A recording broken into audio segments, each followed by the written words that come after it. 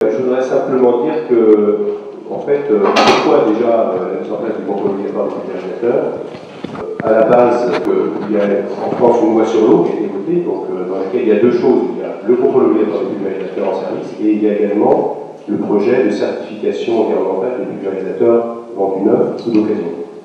Donc, c'est pas simplement, je dirais, un effort qui est demandé aux utilisateurs, c'est aussi un effort qui est demandé aux constructeurs. Et cette loi sur l'eau, donc on peut dire qu'elle s'inscrit aussi dans un processus européen, puisque aujourd'hui il y a en prévision une directive cadre sur l'environnement au niveau de l'Europe qui prévoit que le contrôle obligatoire se mette en place dans tous les pays européens.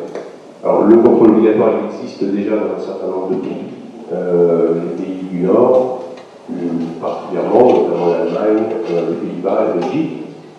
Et bon, je dirais ça se passe pas si mal que ça.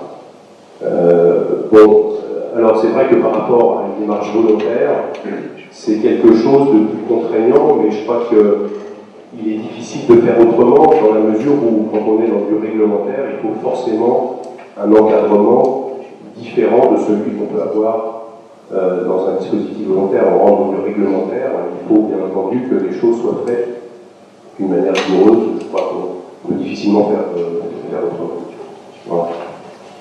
Ça ne résoudra pas, bien entendu, là je rejoins Renaud là-dessus, c'est vrai que ça résoudra. Ce n'est pas une fin en soi, le contrôle des pulvérisateurs. Effectivement, c'est l'équivalent du contrôle technique automobile, mais bon, on fait contrôler sa voiture, il faut à côté aussi, bien sûr, il faut avoir un permis de conduire. Donc, sur un pulvérisateur, c'est pareil, le faire contrôler pour vérifier qu'il fonctionne correctement, c'est une chose, après, le réglé correctement, etc., c'en est une autre, et les deux sont complémentaires.